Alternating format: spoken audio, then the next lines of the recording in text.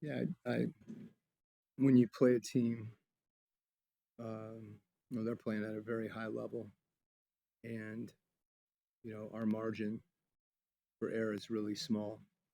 So we have to embrace a game plan just urgently and completely. Uh, we weren't able to keep them out of the paint. That was really the biggest thing. You know, a lot of times the paint means threes for them. That was the case at times, but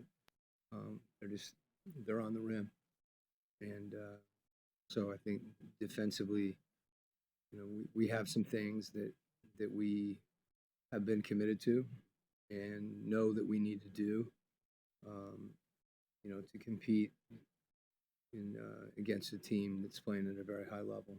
Um, and the same thing offensively. I didn't think we started out the game really.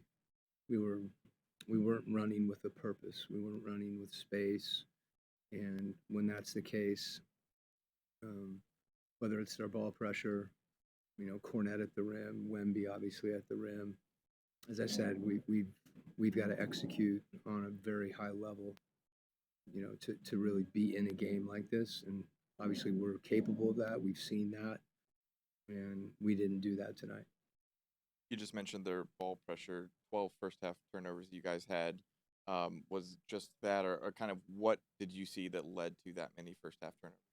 Yeah, I don't know that we played with enough force, and I mentioned the running uh, because particularly against a very physical team, um, if you're not initiating a possession with force, they're dictating, and that aggression offensively is everything.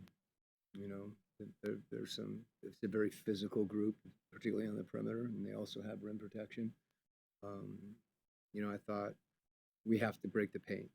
We have to get in the lane. You may not be able to get all the way to the rim, but when we don't do that, whether it's a turnover, or shots that aren't the best shots, and then of course it. I don't think the 3-point shooting, would have turned the tables to the point where we needed it to. Um, but those are the shots that we're going to get. I thought we got 40 some threes against them last time, and we saw last game when we didn't do the things we needed to do. We gave up 40 points in the quarter, and when we did do those things, we either won the quarter, or it was competitive. So, um, a lot of things that are kind of in the same context that our execution just has to be, it will never be flawless. But whether it's spacing, passing quickly, one extra dribble, not, running, but not running hard enough, spacing, but not getting all the way to the corner, all those details against a team that's, as talented as they are and playing as well as they are, you're going to struggle if you don't do all those things. Coach, with four more straight at home, what's the odds we'll get I'm Trey out sorry? there? With four straight home games coming up, what's the odds we'll get Trey out there a lot more often? Well, Trey's, coming back from injury, and right now our medical staff is, going to be, they're on top of that. And as I said before, when he's ready to play, that he'll play, and obviously that he did last night. Tonight was a back to back, and that wasn't something that was he was available for obvious reasons on a back to back. So we'll continue to monitor that, and my guess is that that'll be a process. I think in addition, it's not just his minutes; it's just the acclimation of our group and how we play, collectively. Coach, you talked about their physicality Mm-hmm. on the perimeter and them being so deep at the guard position. What else about their guards made this game pretty difficult for you all? Well, I think they play to their strengths. Whether Castle in particular is just an excellent passer when he gets in the lane. Harper attacks the rim with a lot of conviction, and then Vassell came out, and was making shots. And Champagne too. They've got guys that can really space the floor that are able to take advantage. But we've got to not let them in there, and we knew that. And whether it's transition or the half court, um, if we, if they are driving, we can't get beat to the middle of the floor, so we can help each other.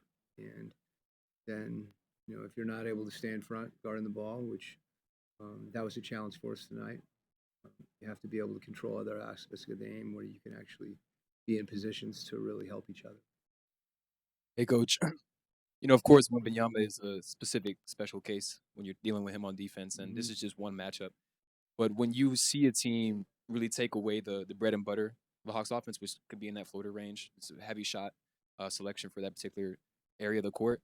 Do you have any sort of like big picture or like long term ideas about the overall viability of the shot diet when you have a team, sagging off, sitting in the paint? Is that when you have a game like this, do you rethink that a little bit, or is it still something that you? Yeah, I mean, I think if we're playing the way we want to play, we're going to have cross matches all over the place, and those are good things. So, there's different game plans that you adjust to, and I would credit more to Wembanyama and Cornette and their ability to protect the rim, and those are certainly things that we have to continue to. There's a lot of things that we need to improve on tonight, so it's hard to kind of make a general statement or point at one or two things because I think there were a lot of things that we need to do better. Okay.